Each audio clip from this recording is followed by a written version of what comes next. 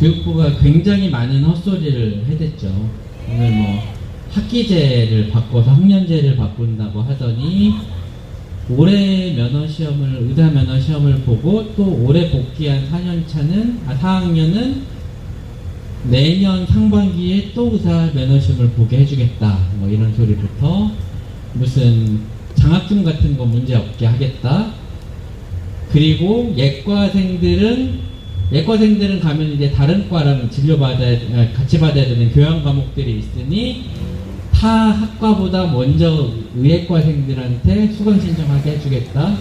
뭐 기타 등등 굉장히 많은 헛소리를 했더라고요. 그걸 보면서 역시 얘네가 이제 끝까지 밀리기 시작했구나 생각은 드는데, 이걸 보면서 그냥 문득 드는 생각이 하나 그거였습니다. 내년에 시험 보게 해주겠다고 하니까 앞으로 2025년도 2월 면허 취득자는 의사로서 참 살기 힘들 수 있겠다라는 얘기 하나고요. 이게 또 하나는 이 작자들이 최근까지 의대생들 대상으로 무슨 짓을 했냐를 생각을 해봤더니 한양대학교 학생회실을 압수수색을 했고 그 친구들을 경찰에 고발해서 지금 경찰에 입건해서 조사하고 있습니다. 그러니까 어르고 달래는 것도 적당히 해야지. 또 하나는 의사 면허 시험 보는 것만 말씀을 드리면요, 2020년도 4년 전에 비슷하게 의대 증원 문제로 우리 후배들이 싸움을 했습니다. 그때 의사 면허 시험 실기 시험이 상반기 하반기가 있었는데 상반기에는 불합격하고, 그때 약간 투쟁판이니까 사실 시험 공부도 잘 못해서 그 친구들이 하반기 시험을 보고 의사면허를 받았습니다. 근데 이 사람들을 가지고 보건복지부에서 심지어는 면허 수업도 다 받고 시험도 통과한 친구들인데 시험 자격이 없었다는 핑계로 40몇 명을 면허를 취소해버렸습니다. 그게 이 정부는 아니죠. 전 정부에서. 근데 같은 공무원들이 한 짓입니다. 불과 4년 전에 그래서 그분들이 면허 취소된 게 불과 한 2년 전인데요. 최종 법원 판결까지 받은 게. 근데 지금에 와서는 우리 학생들에게, 그러니까 시험을 합격한 친구들, 의사면허 시험까지 보고 정당하게 시험 보고 능력을 검증받은 사람조차도 그런 사소한 핑계를 대면서 면허를 취소한 작자들이 지금의 우리 후배들한테는 공부 안 해도 되니 면허만 받고 나가줘라 라고 한다는 어이없는 짓이 말씀을 드리고, 전공의도 그렇습니다. 그저께 복지부에서 발표를 했는데 여러 가지 유화책을 썼잖아요. 전공의들 돌아가면 행정 처분 안 하겠다 뭐 하겠다라고 하는데, 그러면서 또 하나 한 얘기가 전문의 중심병원 얘기를 했습니다. 그러면서 대놓고 그 얘기를 했습니다. 전공의들은 수련을 좀 쉽게 해주는 대신에 진료 보조 인력 PA들을 합법화하겠다. 결국은 대학병원에서 전공의들은 적당히 시간대로다가 전문의는 만들어주지만 우리 국민들을 치료하는 사람들이나 검사하는 사람들은 의사가 아닌 간호사들한테 유사 의료 인력에게 수술받게 하겠다. 그러면서 이걸 의료 선진화, 의료 개혁이라는 개소리를 하고 있습니다. 저작자들이. 그래서 우리가 이렇게 나와서 싸우는데요. 그러니까 그런데 저 사람들이 아직도 정신을 못 차린 게, 사실 우리 전공의 선생님들이 싸우기 시작을 했고 의대생들이 싸우는 거는 의대 증원 문제뿐만이 아니라 여러 가지 제가 처음부터 여기 나와서 말씀드린 지난 2020년 이후로 점점 우리나라에서 시작된 좌파 사회주의 관치 의료의 실패를 떠나서 더더욱 그 필수로 패키지는 의대 증원이 이러면서 그러니까 의사들의 삶을 망가뜨리겠다라는 제도를 만들었기 때문에 우리 의대생들이나 전공의들이 나와서 우리 후배들이 싸우기 시작을 한 거고, 거기에 더해서 이 작자들이 기름을 부은 게 진료 개시 명령이니 사직서 수리 금지 명령, 기타 등등 우리가 국민으로서 헌법상 자유민주주의 사회에서 이루어야 될 기본권이 의사들에겐 없다 니들은 그냥 노예처럼 살아라 라는 속내를 대놓고 드러내고 있으니까 이대로 돌아가면 평생 노예가 될 것이 아닌가. 우리 학생들도 단순하게 언제 진급을 시켜주고 언제 의사를 시켜달라는 얘기뿐만이 아니라 제대로 교육을 시켜달라, 정말 좋은 의사를 만들어달라 라는 주장과 함께 이대로면 심지어는 휴학을 할 권리도 불허하는, 심지어는 의대에 들어왔으니 노예로 평생 시키는 대로 나가서 의사가 되고 의사가 돼서 또 노예로 살라 라는 속내를 드러내는 정부의 짓거리 때문에 나와서 싸우고 못 들어가고 있는데, 그런 근본적인 부분들은 얘기하지 않고 그냥 적당히 해줄 테니 안 때릴 테니 들어와. 들어오고 나서 나중에는 아 몰라 평생 노예로 살아 이러고 있어서 이 싸움이 길어지지 않을까 걱정이 좀 되는 상황입니다. 그리고 회장님께서도 얘기드렸지만 우리 후배들한테는 계속 제가 만날 때마다 얘기하지만 굉장히 죄송하게도 대한의사협회도 여기도 안 오고 관심도 없고, 다 보고 있으니까 얘기해도 되는지는 모르겠지만 이 이명택 회장은 어디 있는지 모르겠고요. 그 밑에서도 싸워야 되는 인간들 중에 대다수는 주말에 또 어디 가서 놀러 다닌다는 얘기들이 있어서 내가 진짜 후배들 보기 미안하고 제가 다 미안하고, 그런데 어찌됐든 계속 싸워야 되니까 말씀을 드리고요. 왔으면 저는 항상 뭔가를 말씀드려야 된다는 것 때문에 앉아서 고민하다가, 원래는 필수 패키지나 그러니까 그저께 복지부 발표나 아까 조금 전에 오늘 오전에 얘기한 교육부 발표를 가지고 말씀을 드릴까 하다가 회장님과 의장님께서 다 말씀을 하셔서 급하게 다른 걸 찾아봤습니다. 문득 생각이 들어서 제가 문득 그 생각이 들더라고요. OECD 평균 의사 수는 3.7명, 1000명당 7명, 대한민국 의사 수는 2.6명. 그래서 50%가 부족하다 아닙니까? 정부가 항상 저작자들이 얘기하는 게. 그런데 우리는 왜 이렇게 의사를 자주 만나고 퀄리티가 유지가 될까?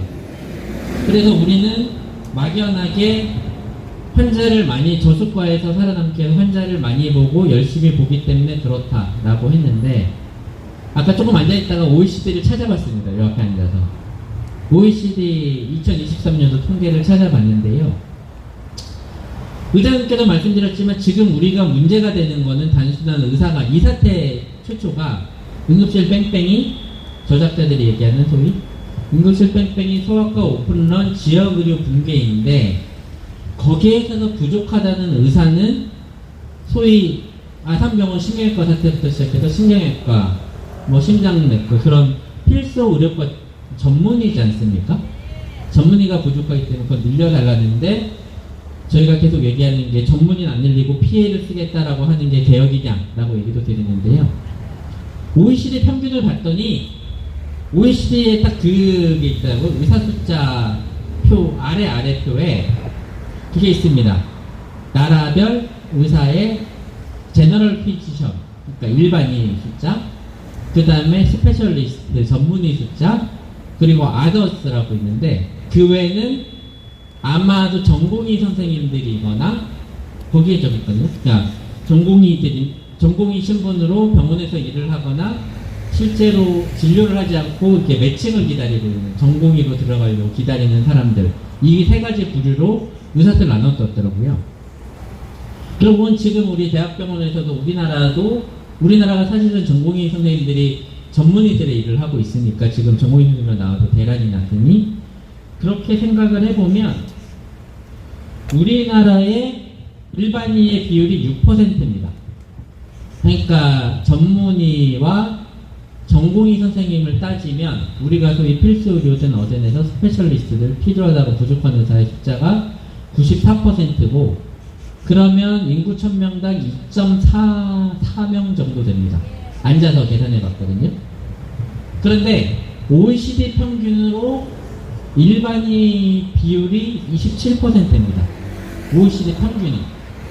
그러면 거기에 전공의가 아닌 다른 사람들 있잖아요. 그분들이 다 전공의처럼 생각한다고 하면, 그리고 그 중에 스페셜리스트가 한 67%가 되고요. 나머지 선생님과 다 합쳐서 한 70몇 %가 우리나라처럼 일한다고 생각을 했을 때 OECD 평균으로 인구 1000명당 소위 지금 부족하다는 필수 의료 숫자는 2.8명입니다.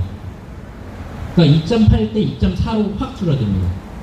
지금 이 나라가 의료개혁이라면서 의료개혁이랍시고 부족하다는 의사 숫자로 봤을 때 그 부족하다는 의사가 맨날 핑계대는 게 아산병원에서 신경외과 전문의가 없어서 간호사가 수술을 못 받았느니 신장내과 의사가 없어서 119가 갈 병원이 없다느니 하는 게 그 숫자로 따져보면 2.8 대 2.44로 확 줄어듭니다. 근데 그러면서 이작자들이 의대 증원을 2배 가까이 한 70% 늘리는 근거로 쓰고 있다는 그러니까 헛소리를 제가 조금 전에 여기 앞에서 이제 찾아내서 다시 말씀을 드리는 거고요. 그러면 저 작자들이 이렇게 거짓말을 하면서 이렇게 하는데 또 하나의 걱정은 그겁니다. 항상 지금 사태가 어떻게 마무리될지 모르겠는데 제가 예전에 글에도 썼는데 제일 걱정이 뭐냐면 우리나라 의료가 다시 예전처럼 못 돌아갈 것 같습니다. 제가 2000년도에 의사가 7만 명일 때 2000년 의학고등 때 제가 본과 2학년이었습니다. 그때 개원과 선생님들이나 의사의 선생님들을 만나면 마지막 인사가 항상 좋은 의사 되십시오 이러셨습니다. 그래서 열심히 공부해서 전문의가 됐습니다. 근데 지금 의사가 14만 명이잖아요. 그리고 우리 전공의들하고 의대생들이 싸우고 있는데 지금 제가 이분들을 만나면 안타깝게도 좋은 의사 되십시오라는 말씀을 못 드립니다. 빨리 미국으로 외국으로 탈출하십시오라는 얘기를 우선하게 됩니다. 죄송하지만 실제로 이 나라에 더 이상 희망이 없다라고 생각이 들기 때문에 근데 우리 후배들이 그래서 점점 더 외국 나가려고 생각했고 의대생 학부모님도 모셨지만 제가 의대생 학부모님들이랑 의대생들을 만나면 저였어도 하루 그 나이였으면 그냥 이 나라에서 의사 안 하겠다라는 생각을 갖고 실제로 그렇게 조언을 드리고 얘기하게 되기 때문에 과연 이 사태가 이대로 마무리가 되면 앞으로 대한민국 의료가 어떻게 될지 이제까지 우리가 자랑하던 의료의 질 따위는 무너지고 그러면 똑똑하고 실제로 성의 있고 열심히 환자를 보고 싶은 후배들은 다 외국으로 나가고 우리는 그것도 모르고 그냥 간호사한테 내 칼을 맡기고 대학병원에 있는 간호사한테 칼을 맡기고 또 어제 정부가 얘기했지만 우리 대학에 가서 교수님들을 믿고 맡기는 것도 어찌됐든 그분들의 실력을 떠나서 이분들은 전문의를 따고 나서도 계속 공부하고 교육하고 외국 가면 최신 치료를 공부하고 와서 나한테 치료해준다는 신뢰가 있는데 지금은 정부가 심지어는 전문의 중심병원 만들다면서 대학병원의 교수님들도 박사학위, 논문 이런 게 아니고 개업했던 몇 년 동안 개업했으면 이걸 실적으로 인정해서 교수로 채용해라 해달라 라는 식으로 얘기를 하면서 대한민국 의료가 자랑하던 의료의 질을 망가뜨리려는 제도를 계속 만들고 있어서 여러가지 굉장히 많이 걱정이 되는데요. 어찌됐든 이런 거는 끝까지 막아야 돼요. 우리는 현장에서 이게 체감되기 전에 우리는 더더욱이 앞으로 1년 후, 2년 후, 10년 후에 상황들이 나올 걸 가장 체감을 하고도 느끼기 때문에 끝까지 이런 사실 알려드리고 이런 미래를 막기 위해서 그리고 우리들이 탈출을 고민하지 않고 대한민국에서 행복하게 의사생활을 할 수 있는 환경 만들기 위해서 끝까지 한번 싸워보겠습니다. 네, 감사합니다.